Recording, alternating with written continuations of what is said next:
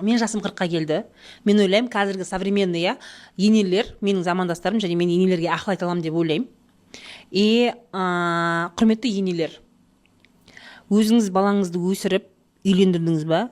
Болды ғой, енді кішкентай баладан кету керек шығар. Иә, қонақ қой. Бала деген қонақ, уақытша сен. Болды, одан кейін не үшін немерені бағасыңдар деймін да, живите свою жизнь. Путешествияға барсын, әлем қыдырсын, көрсін, рахат алсын, жұмыс, санаторияға жаңа барсын. мамандық. Иә. Жаңа мамандық. Мысалы, мен бізде жақсы кейстер бар.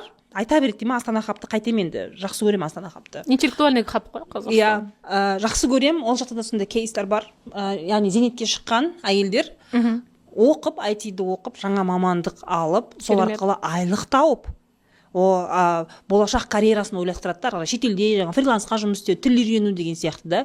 Мүмкіндік өте көп, ал бүйтіп бала бағып отырады. Маған да келіншектер жазады. Енем баламды қарамайды деген сияқты. Өзің қара. Қарауға міндеттемесі.